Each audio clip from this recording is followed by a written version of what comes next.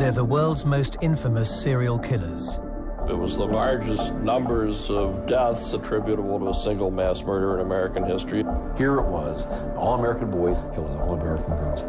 But what drove them to commit their horrific crimes? The victims had been cut open and their organs had been removed. Was it nature? Her father was reportedly a sex offender. He's the most deranged fellow I ever met. Or nurture? The father stood and broke the mother's fingers one by one in front of the children.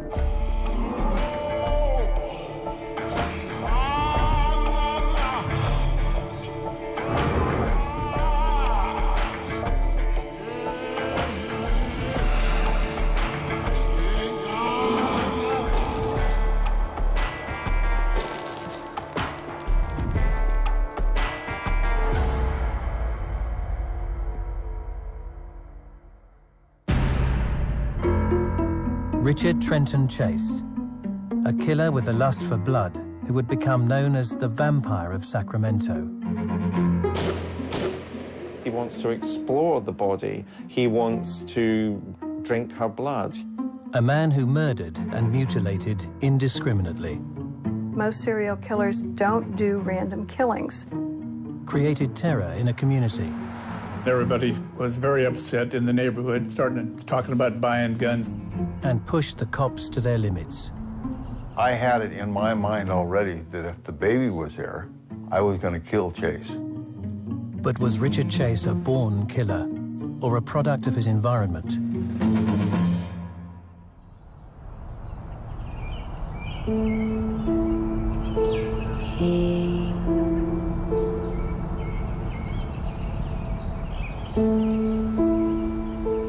Richard Trenton Chase was born on May the 23rd, 1950, in Sacramento.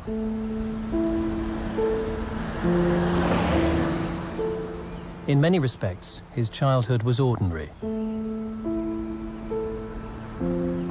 It was considered to be the typically 1950 dysfunctional family, which means that there was a lot of arguing, there was some physical abuse, but not to the extent that it was out of the norm of the culture at that time. As children at that time were very frequently beaten, and it was just considered that's how you discipline your child. There doesn't seem to be any severe physical abuse. There doesn't seem to be any severe difficulties beyond the arguing between his parents and the typical discipline of the day.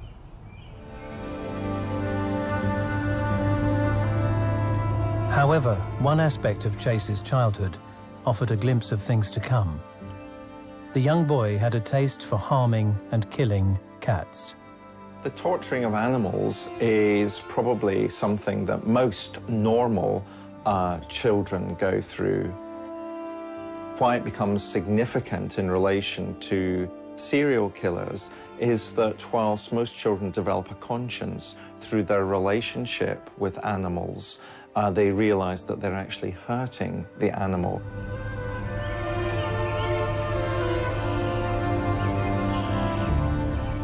And of course, if you are continuing to torture, mutilate animals, you really haven't learned to develop the conscience in the way that children normally develop their conscience as they grow older.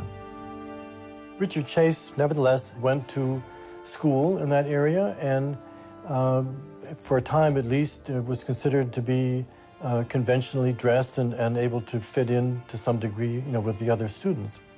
In other words, he didn't act totally weird, just only in certain areas when he was very young. At high school in the mid-1960s, Chase began experimenting with drugs, taking marijuana and LSD. He began using extremely heavy doses of not only marijuana but other drugs. Can a drug precipitate someone to go over the edge? I mean, just out of the blue, can you become psychotic without having some underlying disease? The tendency is to say that if you don't have some type of a vulnerability or a sensitivity, the number of people who took LSD here in this country and everywhere in the world we would have had a number of serial murderers running around. So it seems that he had some underlying difficulties, but could it have precipitated the murders? Not in and of itself. Alongside his spiraling drug use, the teenage Chase had developed a physical problem. He discovered there was a difference in his life from his peers in that whilst he was attracted to women, he wasn't able to achieve erection. He began to think that somehow, since the blood is supposed to go into the penis to make it hard, as we all know, that if he got blood from some external source as a kind of a supplement, that might do the trick. By the time Chase was in his 20s, his behavior and beliefs were becoming increasingly bizarre. He thought he was being poisoned. He thought he had bones growing out of the back of his head. He thought his stomach was upside down, his pulmonary artery had been stolen, and he was in great physical pain. It was all imagined, of course. He began to address ways to alleviate that pain. And what he did was he began to kill small animals and use their blood and body parts. Chase was committed to the Beverly Manor Psychiatric Hospital, where his extreme behavior caused fellow patients to nickname him Dracula. Richard Chase now was doing things with small animals and birds, you know, killing them, drinking their blood. He needed extensive care. He was not receiving as much care as he should have gotten. Despite the concerns of some staff, Chase was discharged into the care of his now separated parents. His disturbing behavior continued unabated, including killing a cat in front of his mother. One time the mother came in and saw him ripping a pet apart and rubbing the blood on his face, that type of thing. And she didn't report it. But the killing of cats was just the beginning for Richard Trenton Chase. I think one of the interesting developments in relation to Chase's journey to become a serial killer was what happened in August 1977 in Pyramid Lake, which is an Indian reservation.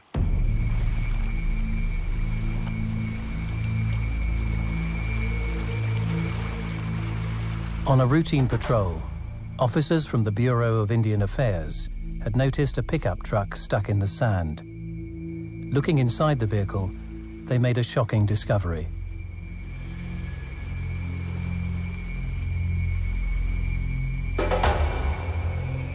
In the pickup, there's lots of blood stains, some rifles, and gruesomely, there's a bucket.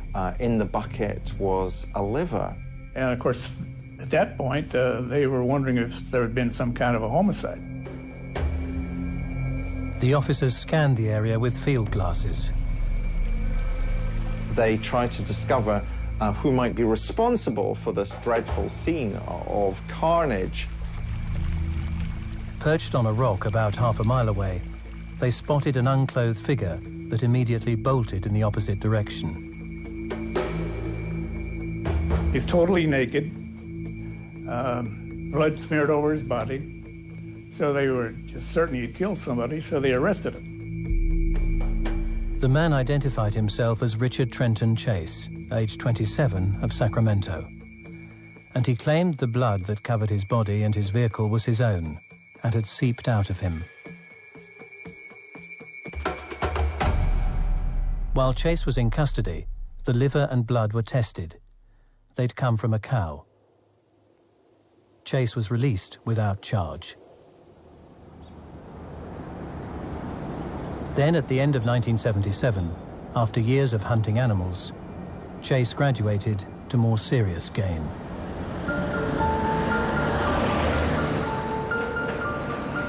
In a peaceful suburban neighborhood in the east area of Sacramento, 51-year-old Ambrose Griffin had suddenly dropped dead without warning. his wife's first thoughts were a heart attack. The truth was far more sinister. Lieutenant Ray Biondi was the chief of homicide for the city's sheriff's department and in charge of the case. In December 1977, this was the Ambrose Griffin house. And it's as you can see, a very quiet neighborhood, middle-class neighborhood.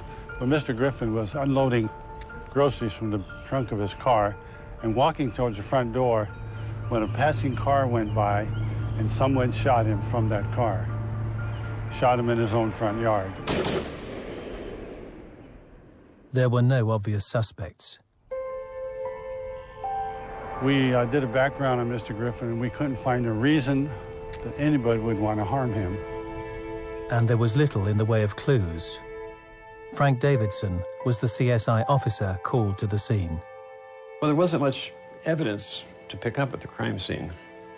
But the next day, a couple of shell casings were found down the street. We assumed that it was just a thrill killing.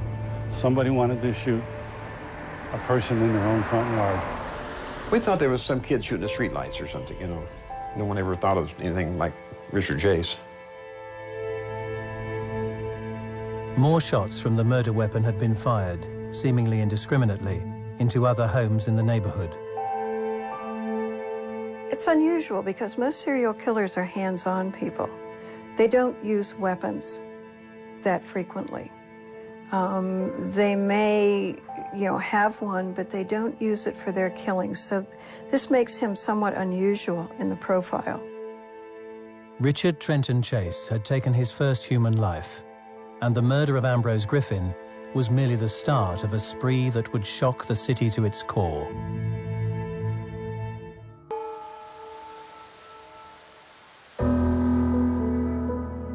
In December 1977, serial killer Richard Trenton Chase committed his first known murder, shooting 51-year-old Ambrose Griffin as he unloaded his groceries in suburban Sacramento.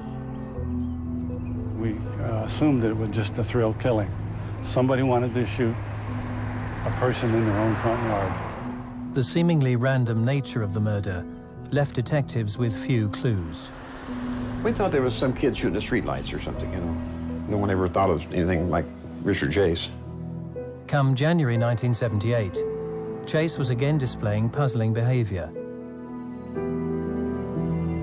Residents of Sacramento's East area were reporting a prowler entering backyards and homes. At one residence, the disheveled intruder was interrupted and chased from the scene. The house was a shambles. Chase had urinated into a drawer of baby's clothes and defecated on a child's bed. This is the behavior of somebody who wants to utterly claim control over the particular scene, that particular house in which he has invaded. This is the behavior of a man who's showing his contempt for the people who live there. Ultimately, he's not thinking clearly, he's not thinking rationally. On the 23rd of January 1978, Chase struck again. This time it was no simple drive-by shooting. Rookie detective Wayne Irie found himself drawn into the investigation. I had been just recently promoted to detective and had been assigned to the Metro unit, which worked primarily misdemeanor crimes. So I had been a detective maybe 4 or 5 months, not very long. We got a call to respond to assist in a homicide on Tioga Way. We were advised then that the victim was found in the residence and that she had been, they believe, shot and had been opened up with a knife. You'd almost want to say butchered. Homicide Chief Ray Biondi was one of the first on the scene and straight away spotted a sinister calling card. The first thing we noticed before even going in the house was a unexpended .22 caliber shell that was in the mailbox. But nothing could have prepared him for what was inside.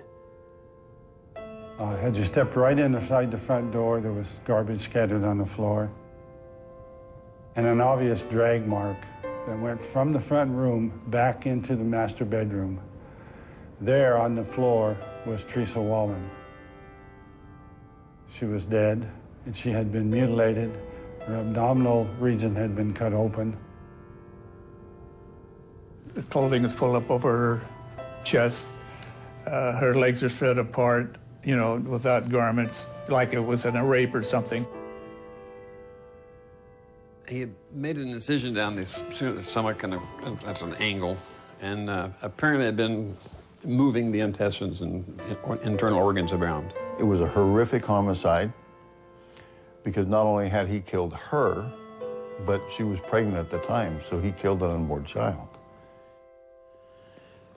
I found a used yogurt cup, a paper cup the yogurt came in, which had zigzag prints on it, and apparently he had been drinking the blood or doing something with the blood in that cup. The extraordinary scene was unlike anything the officers had encountered before. At the time, we were thinking we're dealing with somebody who, a psychopath, obviously, because of the way he mutilated the bodies. I've been to a lot of homicide scenes and took a lot of pictures and a lot of evidence, and he was the strangest I've ever seen, you know, or a lot of other people I've ever seen. So you don't have every day someone's cutting somebody open, looking through intestines and moving their things about. The crime scene showed signs of what the FBI had recently begun classifying as a disorganized killer. This was a disorganized type individual who committed disorganized type crimes. Crimes that would be not logical, that would reflect poor planning, that would reflect rage, that would reflect elements that could be read by the individual investigating the crime. Chase's first victim had been shot and left where he fell. The mutilation of Teresa Wallen signaled a dramatic escalation of violence. Here we've got the first human example of what Chase has been doing to animals for a very long period of time. Teresa Wallen was effectively mutilated.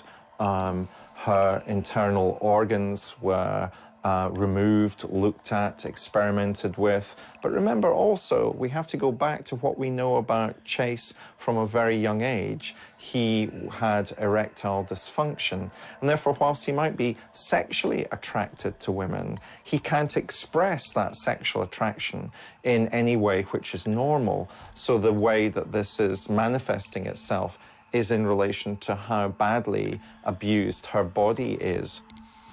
He's curious about her internal organs. He's curious about her breasts. He's curious about her vagina. And of course, the way he expresses that curiosity is to desecrate and destroy. It's very similar characteristic among serial killers, and he's certainly not alone in this, where they have no human emotions. So to them, a human being that they may have killed is just an object to be experimented upon, very similar to the laboratory animals that are used in experimentation. And it seems to be almost a very unusual childlike curiosity. So the serial murderer frequently will treat his victim as if they were just a very experimental piece of meat. With a psychotic killer on the loose, the detectives needed to act fast. It's always a race against time. When on a homicide, the first 24 hours are the very most critical, the 72 hours. And anything after that starts becoming cold. You have a problem developing your leads. All your leads, your witnesses are going to come forward if you can find them and knock on the doors within the first 72 hours.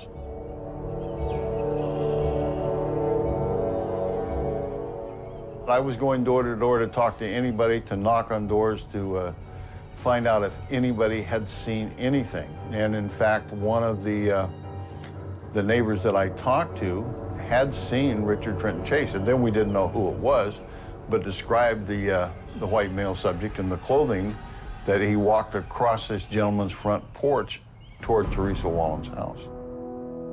As the news of the murder spread, so did the fear. It hit the papers the next day, and everybody, you know, was very upset in the neighborhood, talking about buying guns, that type of thing. I think the difference in this case was the horrendous nature of the victim. Teresa Wallen was taking the garbage out. She was pregnant. She was shot and gutted. And I saw a photograph of her, and the fear on her face in death. I see that to this day.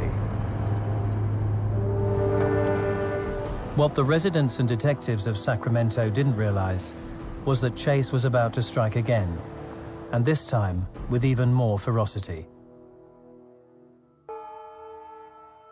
January 1978, and serial killer Richard Trenton Chase had struck twice in suburban Sacramento. First, the mysterious drive-by shooting of 51-year-old Ambrose Griffin. We assumed that it was just a thrill killing.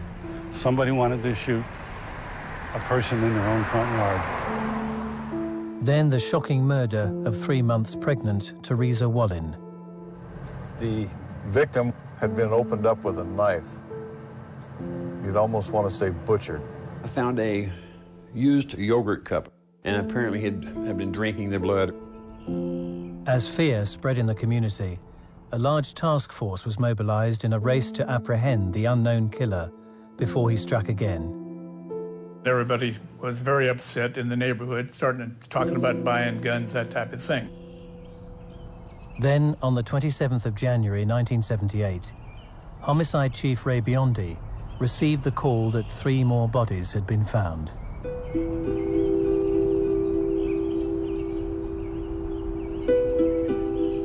When I went into this house on Marywood, it was obvious that this was something very similar to what happened on Teresa Wallen, murder on Tioga Way. In the front room was Daniel Meredith. He had been shot in the head, and he obviously had been executed where he was probably standing. As I went into a back bedroom, there was Evelyn Maroth. She had been killed and mutilated. Her abdominal cavity had been opened. And at first I didn't notice, but then I did notice on the other side of the bed was her young 5-year-old son, who was also had been shot in the head. There was a bathtub full of bloody water, and we had this whole house of carnage, actually, and 22 casings. We were very confident we were dealing with the same killer. There was similarities as to the Tioga Way murder, in which the victims had been cut open and their organs had been removed, some of them, as well as the blood. And the female victim had actually been sodomized also in this case. As a young man, Chase had struggled with sexual relations, but here something had changed. Erectile dysfunction is not unusual among serial murderers, even though they are capable very frequently of having some sexual intercourse when the victim is dead. Some serial killers will be act-focused, other serial killers will be process-focused. By act-focused, I mean that the psychological need for the killer to kill is achieved simply by the death of the victim. The killer will do nothing to the victim's body because he's achieved what it is that he wants to achieve. On the other hand, a processed-focused serial killer will want to spend time with the body of his victim. And that's very common in relation to what Chase did with Therese Wallen and what he would do with Evelyn Maroth.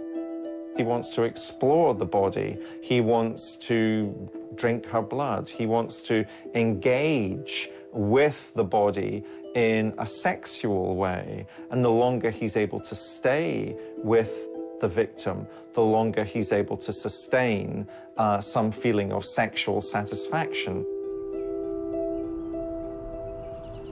While there were many similarities with the previous murder of Theresa Wallin, the police were now facing a new, most urgent factor.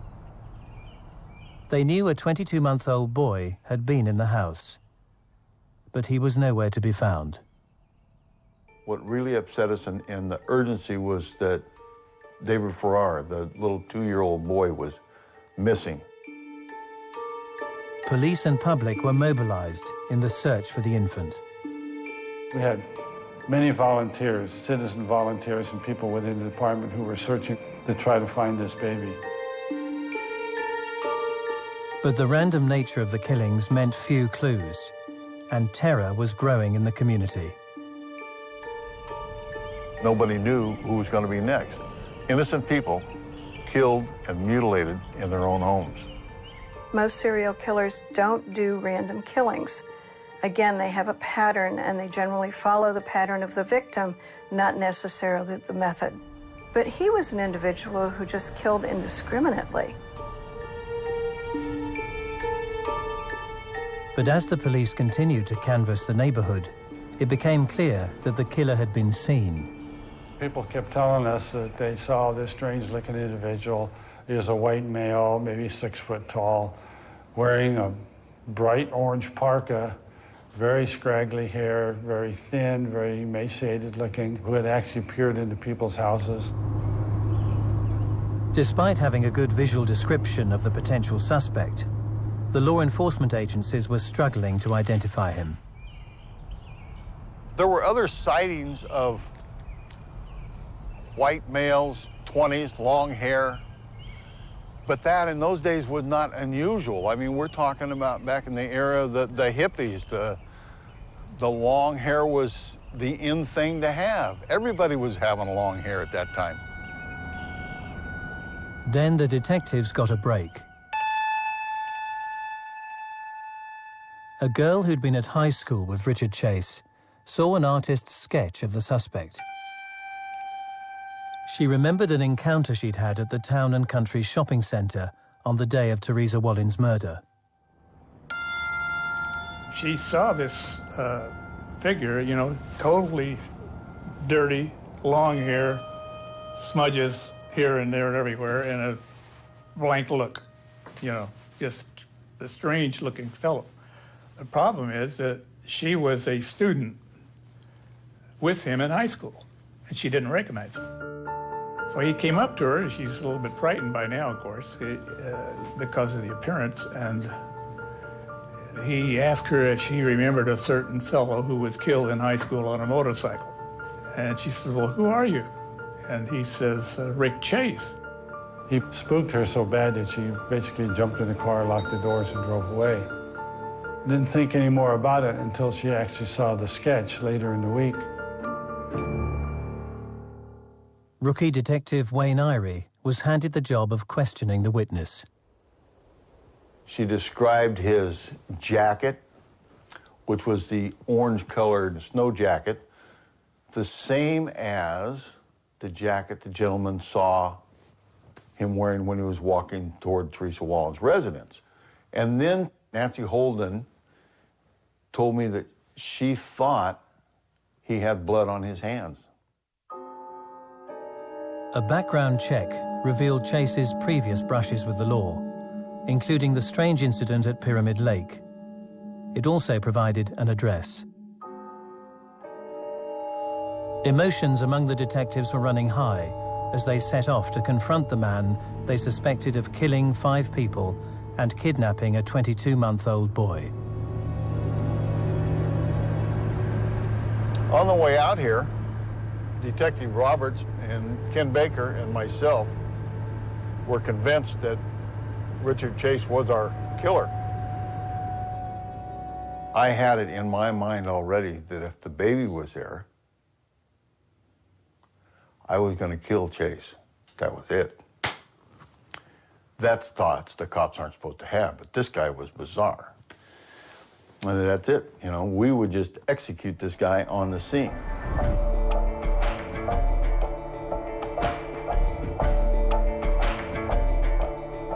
When we arrived at the apartment complex, we parked in the lot here and went in to make contact with the manager. She confirmed that he was in apartment 15. So Detectives Baker, Roberts, and myself knocked on the door of apartment 15. There was no response. Knock, knock, knock, no response. There was a vacant apartment next door to his. Ken Baker went inside, listened to the wall. We could hear movement inside the apartment.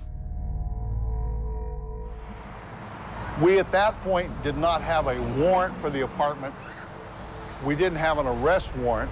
So I asked Bill Roberts to go back to the managed apartment, call Ray Bionde, our supervisor, ask him for some advice. You know, we were new detectives, you know.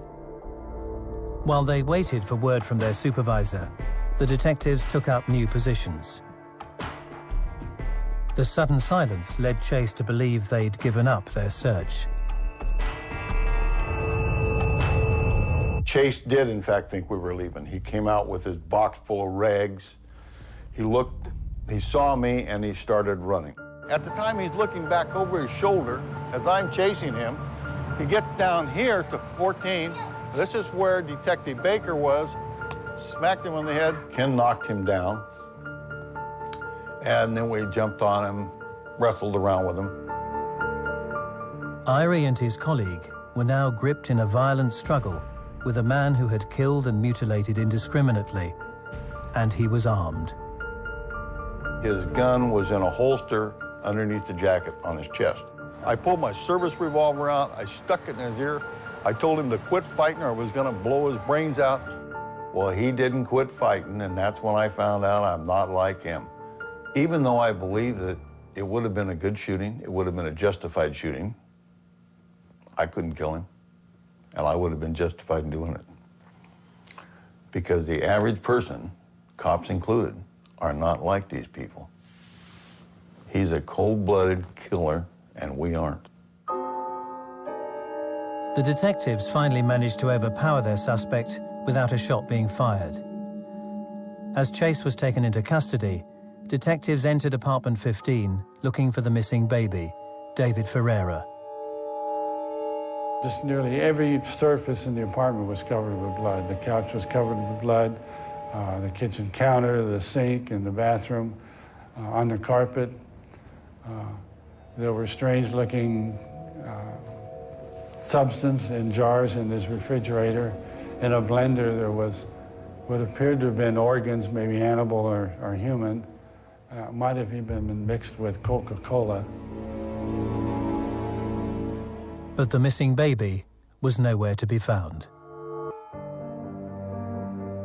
On the 28th of January 1978, serial killer Richard Trenton Chase was apprehended fleeing his apartment in Sacramento. Behind him was a trail of murder and mutilation that left 5 dead and a 22-month-old infant, David Ferreira, missing. A search of his apartment had revealed evidence of his guilt. The couch was covered with blood, the kitchen counter, the sink, and the bathroom. In a blender, there was what appeared to have been organs, maybe animal or human. But there was no sign of the missing child. As the detective who made the arrest, Wayne Irie was given the opportunity to interrogate Chase first. During the interrogation, he admitted to killing dogs. I tried every little trick I could, but he would never admit to killing people. And then I turned to lay some more photographs out, and when I looked back like this, Chase's head was right here, right next to my shoulder. Startled me. When I did it, I turned back, his head is here. What the hell are you doing? Well, that shut that man up right there. Now, as I become more experienced, I believe now, if I would have put my arm around him, I could see the tears welling up in his eyes, he would have cracked and confessed. I believe that in my heart. Irie had failed to get a confession or information on the whereabouts of the infant David Ferreira. Prosecuting attorney Ronald Tochterman joined new detectives in the next wave of questioning. Some of his responses suggested that he was delusional. People were out to get him. He might have mentioned the Nazis or the Italians. Those were recurring things. When he was advised, he said he wanted an attorney. And I remember then I intervened and I said, well, theoretically, he has the right to refuse to answer. We are supposed to stop questioning him at this point, but I'm going to persist because at that point, the baby was still unfound. We didn't know where the baby was. So I did question him, but he would not acknowledge anything. He was not forthcoming at all. It would be almost 2 months before the whereabouts of the infant were finally discovered.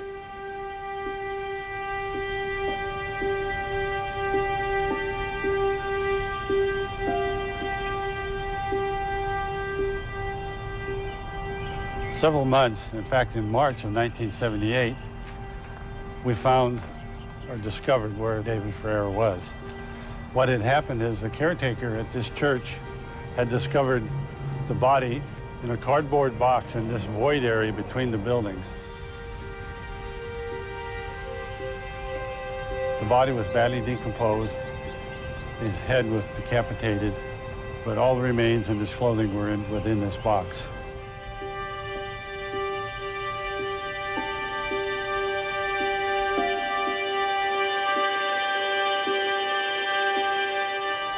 And so this was the scene after months and months of diligent searching for the body. Richard Trenton Chase had claimed the lives of 6 innocent people. In 1979, he would be tried for his crimes. Defense attorney Faris Salami entered a plea of insanity.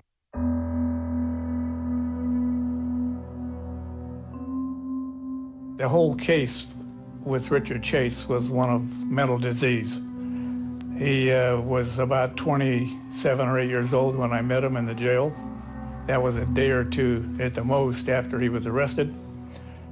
I got the opinion very soon, I don't know how quickly, but he's the most deranged fellow I ever met.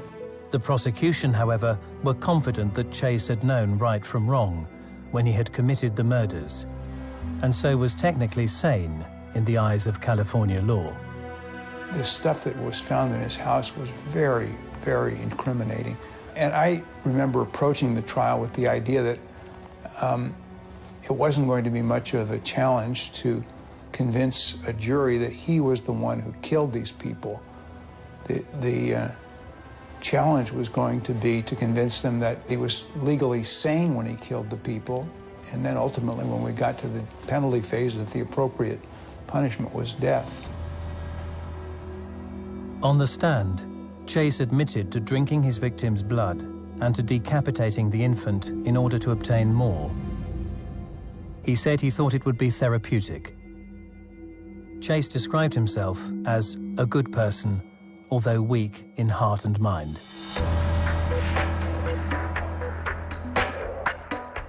To be insane means you don't know the nature of what you've done, you don't understand the nature of your offense, and you don't know how to distinguish it right from wrong. Most people that do these horrific things, they know that they're doing something wrong, so the public thinks, well, anyone who would do something like that must be crazy, but no. They're maybe cruel, but they're not crazy. He did a lot to cover up his crimes. He did a lot to prevent the police from finding him. He denied having killed the victims when he was confronted, all of which suggested that he knew that what he had done was wrong. And there were a lot of other things that suggested that as well.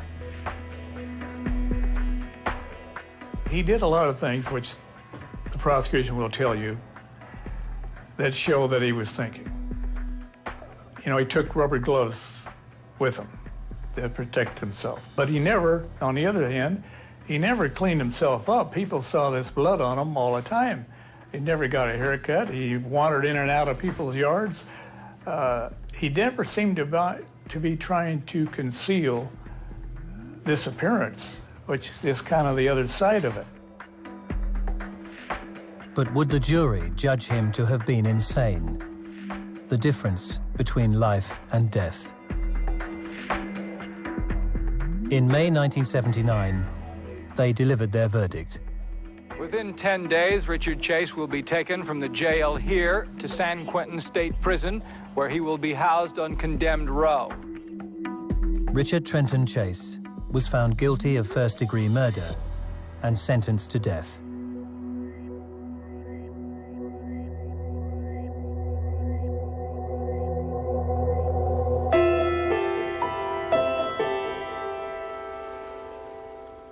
But what had driven Chase to commit his appalling crimes?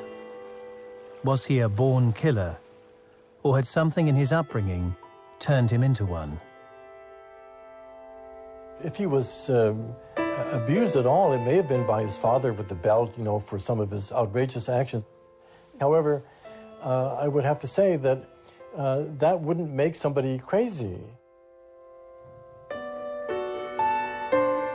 The truly brutalized young people, real cruelty and consistent humiliation, all of those things are very important factors nudging the person in the direction of later violence or crime, but you don't make somebody schizophrenic that way. If Chase had suffered no abuse, was his future as a serial killer rooted in neglect? This man was a schizophrenic, a paranoid schizophrenic, and I feel it's a tragedy that he wasn't given the help that would have stopped him from killing other fellow human beings.